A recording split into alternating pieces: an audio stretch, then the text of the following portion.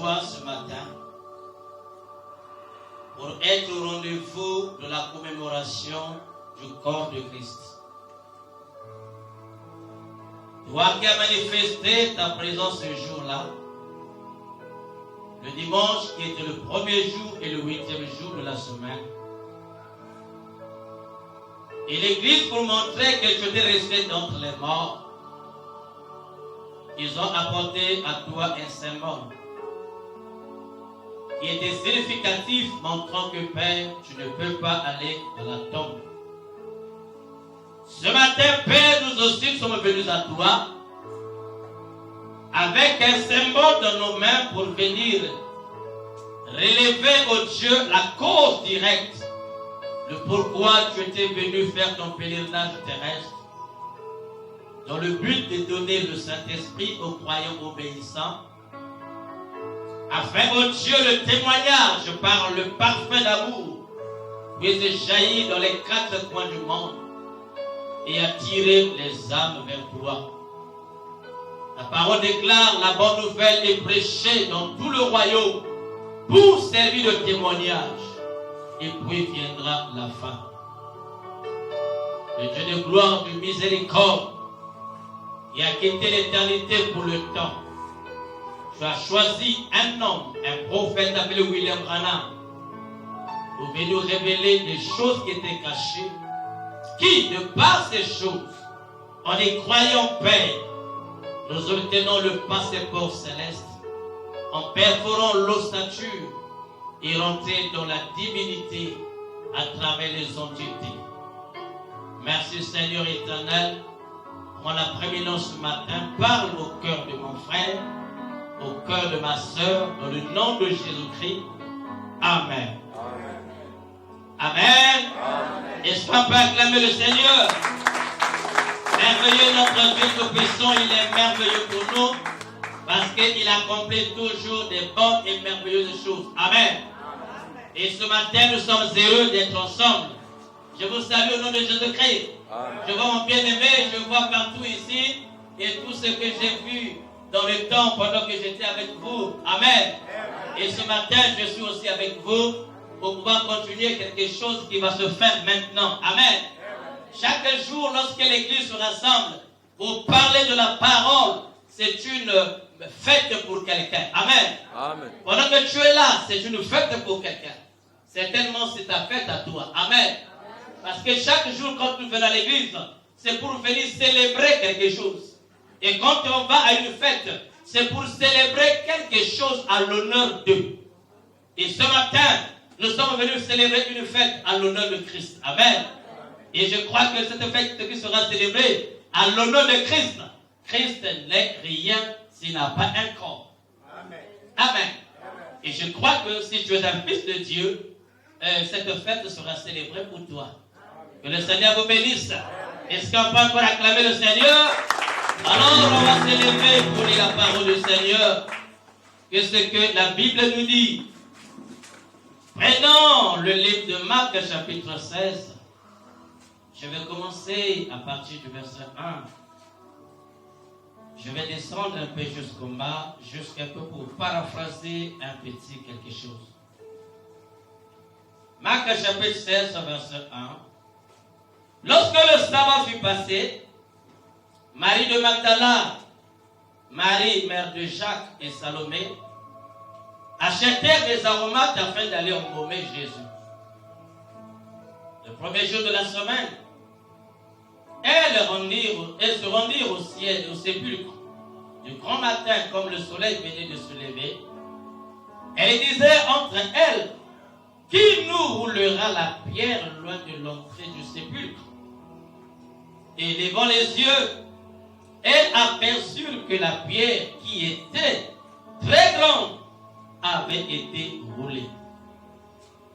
Elles entrèrent dans le sépulcre, virent un jeune homme assis à droite, vêtu d'une robe blanche, et elles furent épouvantées. Il leur dit, ne vous épouvantez pas.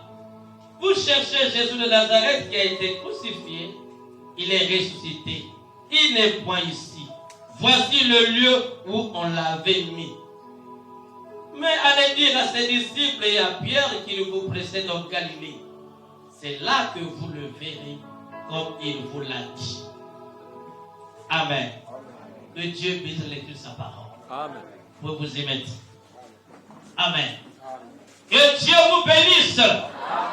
Ce matin, nous allons essayer de parler de quelque chose. Certainement, ça va aller de pair avec ta vie. Chez quelqu'un, ça sera un témoignage. Chez un autre, ça sera une prophétie. Chez un autre, ça sera une prédication. Chez un autre, ça sera une exhortation. Amen. Ça dépend de la manière que tu auras la nouvelle. Quand la nouvelle de quelqu'un est parvenue quelque part, l'impact est différent. Chaque personne aperçoit un autre impact. Quand quelqu'un, un facteur, vient à la maison, dit que tu as une maman qui vit à Brazzaville, elle vient de mourir ce matin. Toi, à qui appartient la maman, tu as une autre manière d'écouter l'information.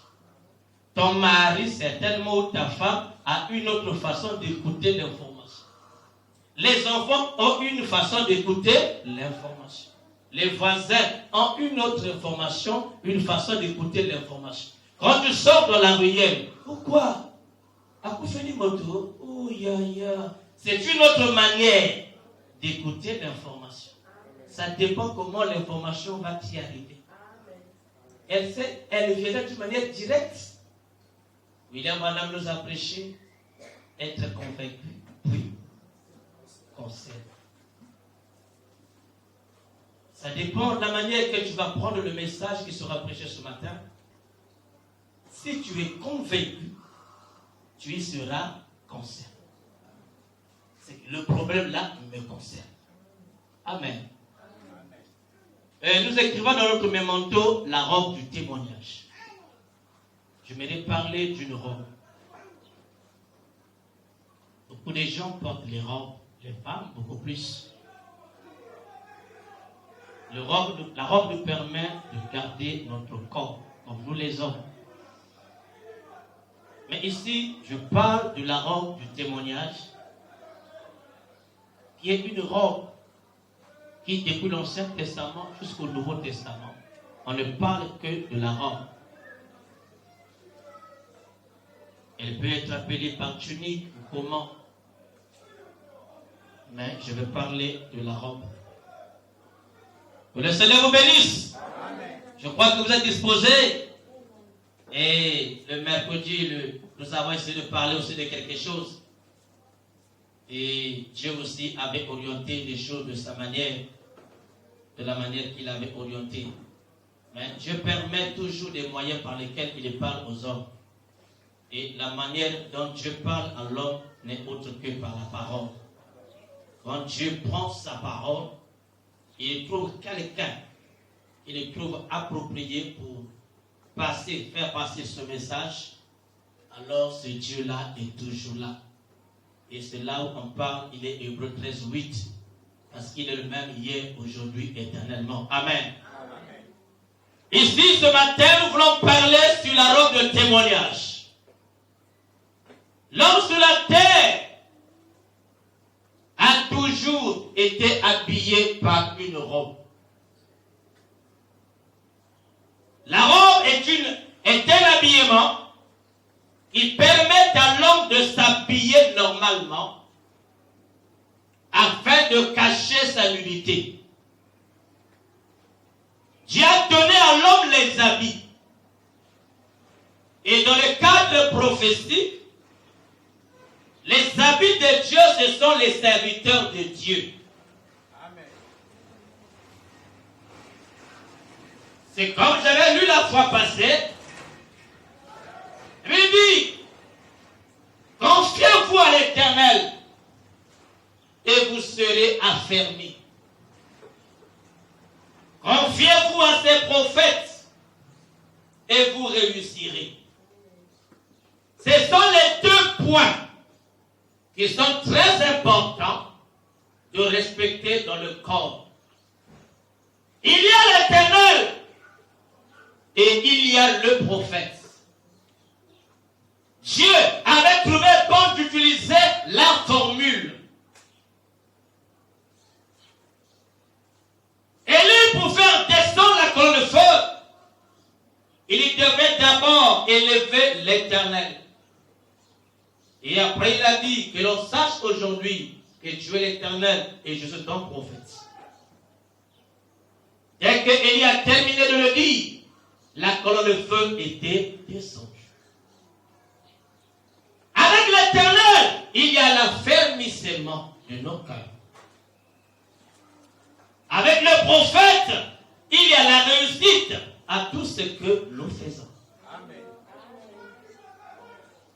Un prophète dans le Nouveau Testament, c'est un prédicateur. Amen. Quand vous recevez un prédicateur, ne le prenez pas à votre sens, comme un ami, comme un voisin, comme un parent. Un prédicateur, c'est un ministère. Amen. Amen. Le ministère, ce n'est pas la personne. C'est un don de Dieu qui se manifeste dans la personne. Et par là, l'homme s'écarte. Parce que s'il se joint à cette entité, ça ne marchera pas. Voilà pourquoi quand vous priez, Seigneur, parle-moi. Écarte-le du chemin. C'est vous qui le dites. Et Dieu désoriente la pensée de l'homme, les afflictions de l'homme, les sentiments de l'homme, tout ce qui lui environne, il écarte de cela. Et il prend la parole, l'essence de l'homme, pour apporter à toi. Chaque personne a une direction donnée selon la foi qui lui avait été donnée par notre Dieu. Chaque personne a une capacité donnée. Quand on prêche la parole, nous sommes sensibles à tous les mouvements, spirituels bien sûr. Nous contrôlons tout l'espace, les trois espaces de temps. L'espace ciel, l'espace terre et l'espace mer. Et les démons qui proviennent des eaux, qui viennent même dans la salle, nous les repérons. Pas par notre capacité, mais par la capacité céleste. Amen. Et cela nous oriente à orienter un message d'une manière pour délivrer quelqu'un. Parce que le fait de simplement d'écouter la parole, c'est la véritable délivrance que même lorsqu'on t'impose les mains. Le fait d'avoir prêche la parole, c'est la plus meilleure de toutes les délivrances qui n'a jamais eu. La Bible dit, écoutez la parole et vos âmes vivront. Amen. Nos âmes ne vivent que de par la parole. Quand vous écoutez la parole, nos âmes vivent. Le grand secret que je peux vous donner lorsque vous écoutez la parole, lorsque tu constates qu'il y a un démon en toi, parle pendant que la parole te parle. Amen. C'est ça qu'on parle, la communion avec Dieu, le Saint-Esprit. Pendant que la parole est en train de parler, toi aussi parle. Il y aura un retour qui te fera sans que ça soit par le touchement de ton serviteur, mais Dieu te parlera directement. Pendant que tu as les désirs, les démons avec toi, parle pendant que la parole te parle. Tu n'as pas droit encore à signifier, Seigneur, toi qui as créé les choses de la terre, c'est le plus ça, parle. Quand l'Éternel a dit à Moïse, pourquoi crier? Parle! Il n'a pas dit à Moïse de prier. La prière, c'est respecter l'échafaudage ecclésiastique.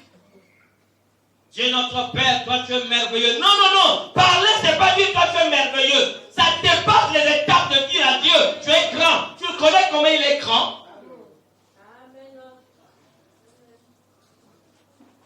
Dis le mot que tu as dans ton cœur. Tu as un mot que tu veux lui dire. La Bible dit, avant que vous n'ouvrez la bouche, moi l'Éternel, je sais de quoi vous en avez besoin. Dès que vous la fermez, j'accomplis. Dieu accomplit déjà. Dieu demande à l'homme de se libérer de son cœur. de dire ce qu'il a, ce qui se trouve au profondeur de son cœur, entre les oreillettes et les ventricules. Il y a une partie où Dieu chérit. Il y a quelqu'un qui m'écoute? Amen. C'est une partie dans ton corps que Dieu chérit. Ce n'est pas les oreilles que tu nettoies bien. Ce n'est pas la bouche que tu nettoies bien. Ce n'est pas les yeux, les toninages, les biceps, tes mouvements que tu montres bien de ton corps. Mais il y a une partie de ton corps que Dieu chérit. Et cette partie-là est cachée entre les organes. Cette partie-là est cachée entre les oreillettes et les ventricules. À l'intérieur et à l'intérieur du cœur se trouve cette chose-là qu'on appelle l'âme. Une chose, un organe qui n'a jamais été baigné par le sang. Ton âme n'est pas touché par le sang. C'est la seule partie du corps qui n'est pas touchée ou liquéfiée par le sang. Ton âme est très riche. Voilà pourquoi si le sang passait par ton âme aurait la nature de ton père. Ton âme aurait la nature de ta mère. Si nous prêchons l'évangile, alors que nous connaissons que l'évangile sauve l'homme, mais pourquoi nous ne partons pas chercher nos frères, nos papas, nos mamans, nos yayas, nos tontines de la famille pour leur attester la parole afin qu'ils soient comme nous? Parce que la parole n'a pas les sentiments familiaux. Amen. La parole ne connaît pas les sentiments familiaux, sinon que c'est le plus grand cadeau à donner à mes parents. Mais la Bible lui dit, allez par tout le monde entier et prêchez la bonne nouvelle à toute la création. Sois heureux ma soeur, sois heureux mon frère. Amen. Je vais parler de toi. La robe du témoignage. Jésus sur la terre avait 3 robes dans son pèlerinage terrestre. Lorsqu'il marchait sur la terre, il avait 3 robes. Je vais parler de ces 3 robes. Et certainement tu seras inclus là-dedans. Pendant qu'il était né, un jeune homme qu'il était, il a grandi jusqu'à ce que Dieu lui a donné la robe. À 30 ans, il a eu le baptême. Certainement, tu as eu le baptême d'eau.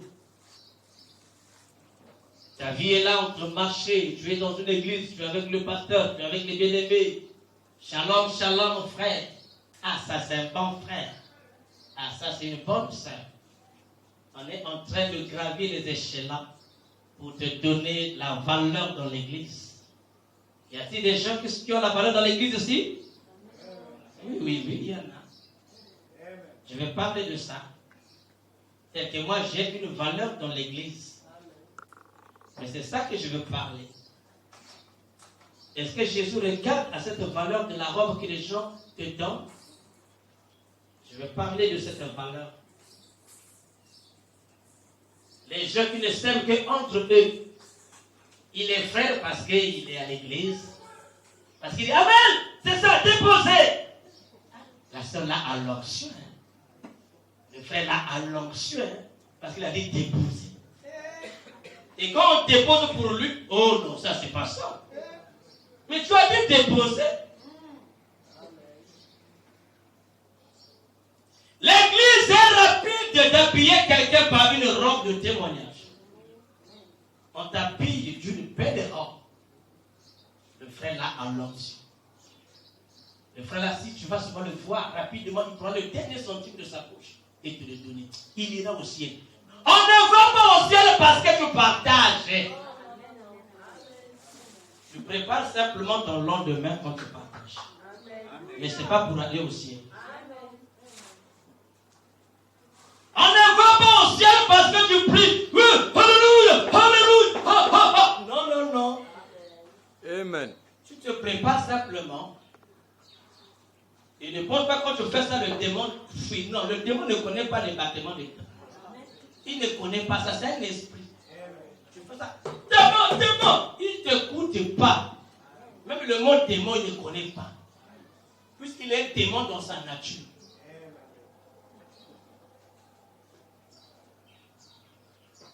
Quand on t'écoute le frère là, quand il a ouvert, c'est facile, non? Amen.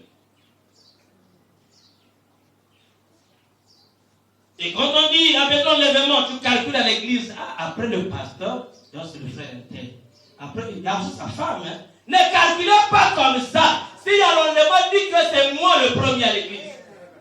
C'est frère Branham qui le dit.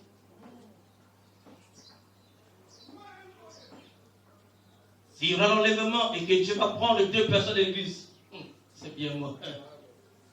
Que je sois la première, Seigneur. Le salut, c'est autre chose. Prêcher l'évangile, on est autres. Je peux prêcher l'évangile. C'est par le baptême du Saint-Esprit, le don que Dieu m'a donné, que je le prêche.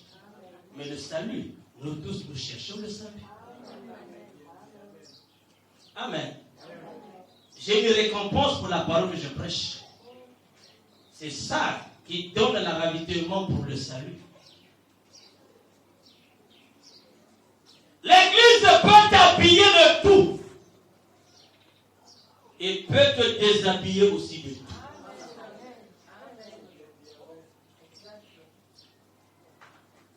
Jésus, on lui a doté une robe à 7 couleurs.